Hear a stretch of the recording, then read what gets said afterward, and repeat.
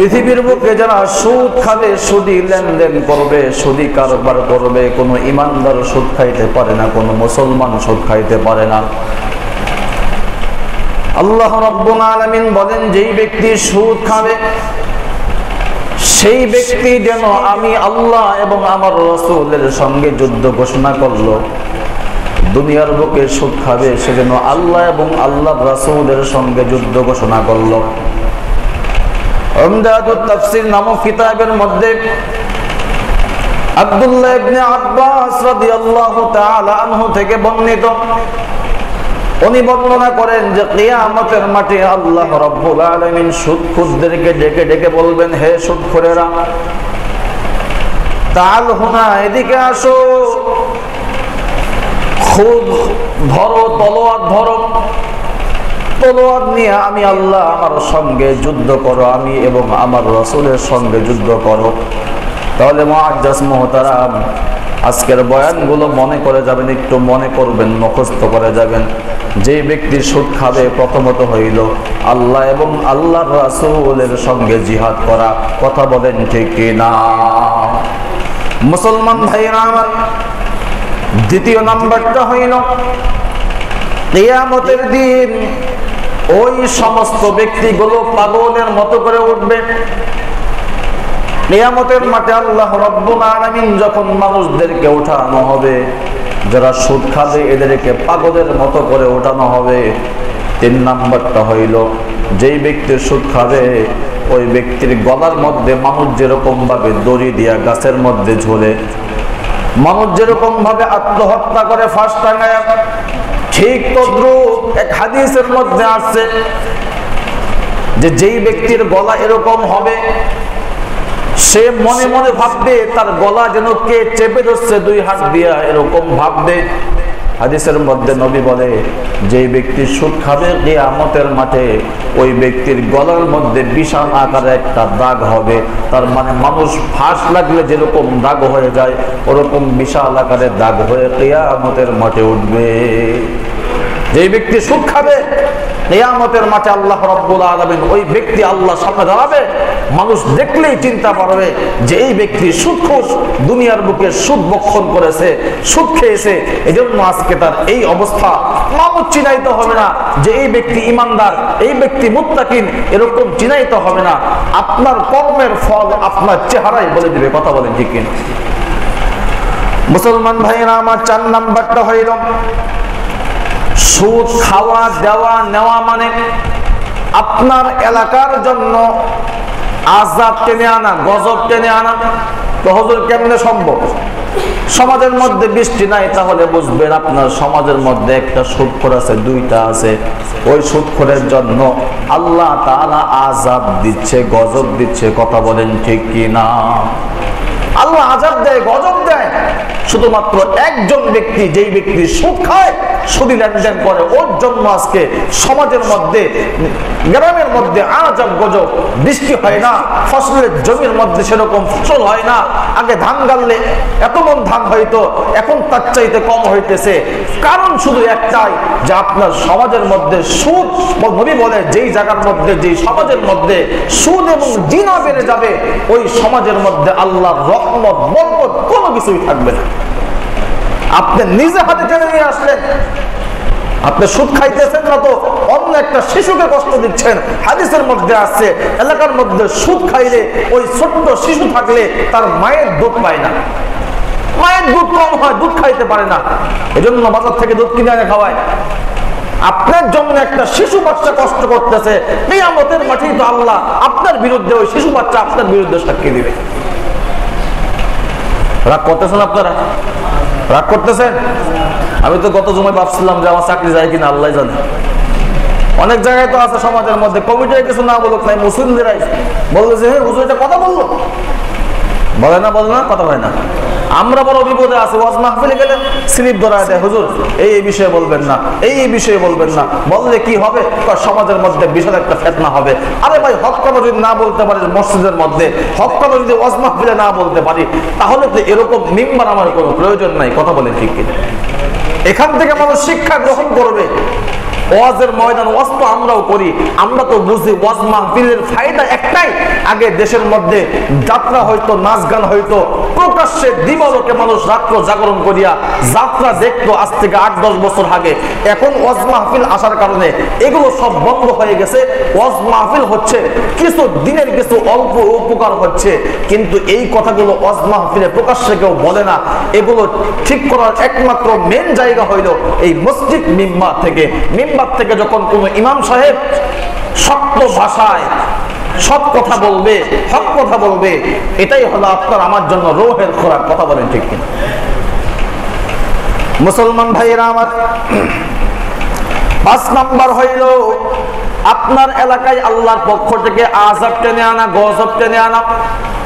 7 নাম্বারটা হইল যেই ব্যক্তি সুদ খাবে ওই ব্যক্তি তার আপন মায়ের সঙ্গে জিনা করবে। নাউযুবিল্লাহ, আসতে করে। যেই ব্যক্তি সুদ খাবে সে কি করবে? কথা বলে না, কি করবে? আপন মায়ের সঙ্গে জিনা করা। যেই ব্যক্তি সুদ খাবে সর্বনিম্ন 70টা গুনার মধ্যে সর্বনিম্ন গুনাহ হইল আপন মায়ের সঙ্গে জিনা করা। ঠিক না? কার কথা? আমার কথা? নবীর কথা। আপন মায়ের সঙ্গে জিনা করা। তাহলে যেই ব্যক্তি সমাজের মধ্যে সুদ খায় ওই ব্যক্তি কি করে? সর্বনিম্ন গুনাহ হইল তার আপন মায়ের সঙ্গে জিনা করে। জোরে বলেন নাউযুবিল্লাহ। 8 নাম্বার হইল দুনিয়া বরবাদ হয়ে যাবে, আখিরাত বরবাদ হয়ে যাবে। আজকে দুনিয়ার বুকে তাকায় দেখেন, যেই ব্যক্তি সুদি লেনদেন করে, সুদ খায়, ঘুষ খায়, সমাজের মধ্যে অবৈধ পন্থায় চলাফেরা করে, দুনিয়া তো বরবাদ বরবাদ, আখিরাত বরবাদ হয়ে যায়। আর একটা বরবাদের আশায় আছি, যদি কোন সমাজের মধ্যে যদি ইমাম সাহেব ঠিক হয়ে যায়, মুসল্লি ঠিক হয়তো, কথা বলেন ঠিক কিনা? যদি কোন ইমাম সাহেব নিয়ত করে যে এই সমাজের মধ্যে যেই যেই ব্যক্তি বেনামাজি, সুদখোর, ঘুষখোর, সেই ব্যক্তি মৃত্যুবরণ করলে তারা জানাজার নামাজ কোন ইমাম সাহেব পড়াইতে পারবে না, তাহলে জনগণ, মুসল্লি সব ঠিক হয়তো। কথা বলেন ঠিক কিনা?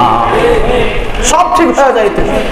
যদি প্রত্যেক সমাজে ইমাম সাহেব বলতো যে আমার সমাজে সুদখোর থাকলে, বেনামাজি থাকলে তার জানাজা নামাজ হবে না, তাহলে কুকুর বিড়াল যেরকম রাস্তাঘাটে পড়ে মারা যায় ওরকম মারা গেলে একজন মানুষ এরকম করলে সব মানুষ শিক্ষা হয়ে যাইতো। কথা বলে ঠিক কিনা? জানাজা নামাজ ইমাম সাহেব পড়াবে। মাঝে মাঝে তো আবার কিছু কিছু লোক বলে জানগো জানাজা আমগো পড়াইতে হইব না, হুজুর দিয়া মোল্লা দিয়া পড়াইতে হবে না। ওই যে সৈয়দ আশরাফ মারা গেছিল, ওর জানাজা নাকি পড়াইছে, ইমাম সাহেবকে ফোন দিছে, ইমাম সাহেব আহি নাই, ভাই চলে গেছে। মুয়াজ্জিন যে বলছেন মুয়াজ্জিন জানাজা পড়াইতে হবে, মুয়াজ্জিন ঘুমায় আছে, ডাক দিয়ে উঠায় লয়ে গেছে, জানাজা পড়াইছে। জানাজা পড়ানোর পরে মুয়াজ্জিন যে ওলামায়ে কেরাম জিজ্ঞাসা করছে যে সৈয়দ আশরাফ ইসলাম নিয়ে কটূক্তি করছিল, মুসলমান নিয়ে কটূক্তি করছিল, আপনি তো জানাজা কেমনে পড়াইলেন?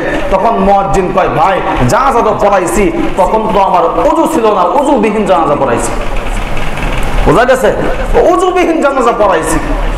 প্রত্যেক সমাজে ওরকম এখন নাস্তিক বেঈমানরা টের পাইছে যে হুজুরদের বিরুদ্ধে লাগলে হুজুররা তো একটা জায়গার মধ্যে ডায়াল করে দেয়, যেই জায়গাটা হলো মৃত্যুর পর জানাজা হবে না। কথা বলেন ঠিক কিনা?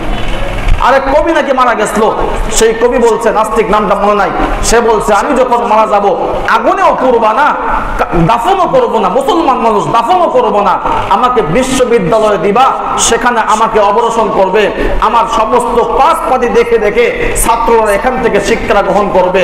যখন মারা গেছে বিশ্ববিদ্যালয়ে নিয়ে গেছে, ছাত্রদের এমন ভাবে স্লোগান দিল যে এই নাস্তিক থেকে আমরা শিক্ষা নিব না, নিব না, নিব না, শেষ পর্যন্ত কুকুর বিড়াল সিগালে খাইছে তার লাশ।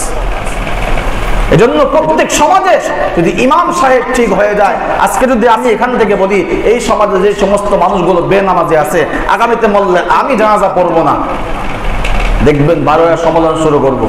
আছে না? আছে না? আছে না? প্রত্যেক সমাজে এরকম দরকার। কথা বলে ঠিক কিনা? মুআজ্জাজ মুহতারাম, তাহলে সমাজ ঠিক করতে হলে, আগে রাষ্ট্র সমাজ ঠিক করতে হলে সর্বপ্রথম ইমাম যারা আছে, খতিব যারা আছে, এদের সর্বপ্রথম দায়িত্ব। যদি এরা চায় ঠিক করবে, ঠিক হয়ে যাবে ইনশাআল্লাহ। আল্লাহ রাব্বুল আলামিন আমাদের সকলকে সহিহ বুঝদান করে সকলে বলে আল্লাহুম্মা আমিন। মুআজ্জাজ মুহতারাম, 10 নম্বর হইল আল্লাহ নবীর অভিশাপ কিয়ামত পর্যন্ত তার প্রতি থাকবে। যেই ব্যক্তি সুদ খাবে, আল্লাহ এবং আল্লাহর রাসূলের অভিশাপ কিয়ামত পর্যন্ত তার উপরে অটল থাকবে। যেরকম যেই বাবাজির দাড়ি নাই, দাড়ি ছাড়া এখনো চলাফেরা করতেছেন, ওই সেই ব্যক্তি কাবা ঘর সামনে নিয়ে যদি দোয়া করে, কাবা ঘরের সব তো পাবে, কিন্তু দাড়ি না থাকার কারণে স্পেশালি তার জন্য গজব, খালি বদদুয়া থাকতে থাকবে, গুনাহ লেখা হবে। আপনি নামাজ পড়তেছেন, নামাজের সব পাইতেছেন, এদিক দিয়ে আপনার নবীর সুন্নাত নাই, এই দাড়ির কারণে আপনার গুনাহ হতে থাকবে। আপনি নামাজ পড়তেছেন, ঘুমাইতেছেন, এই মানুষের জীবনে একটা গুনাহ অটোমেটিক জারি থাকে। সেই গুনাহ হইল কোন ব্যক্তি নবীর সুন্নাত কামাইলো, ওই ব্যক্তি কামানোর কারণে সর্বহালতে 24টা ঘন্টায় তার জন্য এই গুনাহ তার জন্য লেখা থাকে। জোরে কর নাউযুবিল্লাহ। মুআজ্জাজ মুহতারাম, তাহলে যেই ব্যক্তি সুদ খাবে ওর জন্য অভিশাপ 24 ঘন্টা। আপনি যাই করেন না কেন, নবীর অভিশাপ 24 ঘন্টা পাইতে থাকবেন। আল্লাহ রাব্বুল আলামিন আপনাকে আমাকে সুদ থেকে বেঁচে থাকার তৌফিক দেখ, সকলে পড়ে আল্লাহুম্মা আমিন। 11 নাম্বারটা হইল যেই ব্যক্তি সুদ খাবে, একবার সুদ খাওয়া মানে 36 বার জিনা করলে যেই গুনাহ না হয়, একবার সুদ খাইলে সেই গুনাহ হয়। তাহলে 36 বার, একবার সুদ খাইলে 36 বার গুনাহের, 36 বার জিনা করা যে পরিমাণ গুনাহ হয়, সেই তার চাইতে দ্বিগুণ গুনাহ হয় একবার সুদ খাইলে। আল্লাহ রাব্বুল আলামিন আপনি কি আমাকে সুদ থেকে বেঁচে থাকার তৌফিক দিক, সকলে বলে আমিন। 12 নম্বর হইল আল্লাহ জান্নাত থেকে বঞ্চিত হয়ে যায়। এই জন্য যে আয়াতে কালিমা তেলাওয়াত করেছিলাম, আল্লাহ রাব্বুল আলামিন বলে ইয়া আইয়ুহাল্লাযীনা আমানুত্তাকুল্লাহা ওয়াদারু মা বাকিয়া মিনার রিবা ইন কুনতুম মুমিনিন। হে মুমিনগণ, আল্লাহকে ভয় করো যদি তোমরা প্রকৃত ঈমানদার হও। আর যদি তোমরা সুদী লেনদেন কারো কাছে পাও, যদি তোমরা ছেড়ে দাও, আল্লাহ তোমাদেরকে উত্তম মর্যাদা দান করবে এবং কি তোমরা ঈমানদার মুত্তাকিনদের অন্তর্ভুক্ত হয়ে যাবে। জোরে বলেন সুবহানাল্লাহ। তো যেই কথা বলতেছিলাম, এই আয়াতে কালিমা আল্লাহ তাআলা নাযিল করেছেন আরবের বুকে। নবী আলাইহিস সালাতু ওয়াস সালামের জামানায় 2টা গোত্র ছিল, একটা হইল মাখজুম, আরেকটা হইল সাকিফ। এই 2টা গোত্র এরা মুসলমান হওয়ার পূর্বে সুদী লেনদেন ছিল। সেখান থেকে সুদের কারবার, সুদী লেনদেন ছিল। সুদী লেনদেন হওয়ার কারণে ইয়াদখুলুল মুসলিম, যখন তারা মুসলমানের মধ্যে প্রবেশ করলো, মুসলমান হয়ে গেল, এখন সাকিব গোত্র মাখজুম গোত্রের কাছে বলতেছে, ভাই তোমার কাছে আমি সুদের টাকা পাইতাম, সেই সুদের টাকাটা আমাকে দিয়ে দাও। তখন বলল, ভাই আমরা তো ইসলাম ধর্ম গ্রহণ করেছি, এখন তোমাকে সুদের টাকা দিব। তখন এক সাহাবী আল্লাহর নবীর কাছে চিঠি পাঠাইলেন। পাঠানোর পর বলতেছেন যে এই ব্যাপার, যে 2 গোত্র আগে সুদ খাইছিল, এখন তারা ইসলাম ধর্ম গ্রহণ করেছে, এর ব্যাপারে আপনি কি বলেন? একজন আরেকজনের কাছে সুদের টাকা দাবি করতেছে। তখন আল্লাহ রাব্বুল আলামিন আয়াত ঘোষণা করলেন, ইয়া আইয়ুহাল্লাযীনা আমানুত্তাকুল্লাহ, হে ঈমানদারেরা, ওয়াদারু মা বাকিয়া মিনার রিবা ইন কুনতুম সাদিকিন, যদি তোমরা ঈমানদার সত্যবাদী হও, তাহলে তোমরা তার ওই সুদের পাওনা তোমরা ছেড়ে দাও। জোরে বলেন সুবহানাল্লাহ।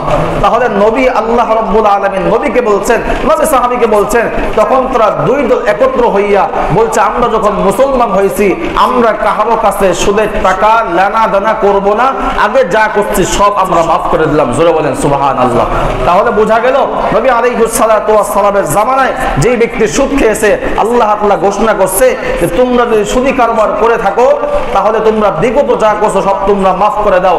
আল্লাহ তোমাদেরকে ঈমানদার হিসেবে ঘোষণা করেন। তাহলে আজকে থেকে যদি আপনি আমি ওয়াদা করি আজ জীবনে সুদ খাবো না, সুদ নিব না, সুদ দিব না, তাহলে বিগত এবং সামনে যাদের কাছে টাকা পাবেন ওটাকে চাওয়া জায়েজ আছে? কথা কোন জায়েজ আছে?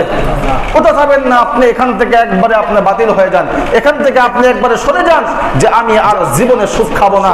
সুদ খাওয়া মানে আল্লাহ এবং আল্লাহ রাসূলের সঙ্গে জিহাদ করা। এখন আপনি আমি কি চাই আল্লাহ এবং আল্লাহ রাসূলের সঙ্গে জিহাদ করতে? কথা কোন চাই? আল্লাহ আপনি কি আমাকে এই সমস্ত ফিতনা থেকে বেঁচে থাকার তৌফিক দেখ, সকলে বলে আল্লাহুম্মা আমিন।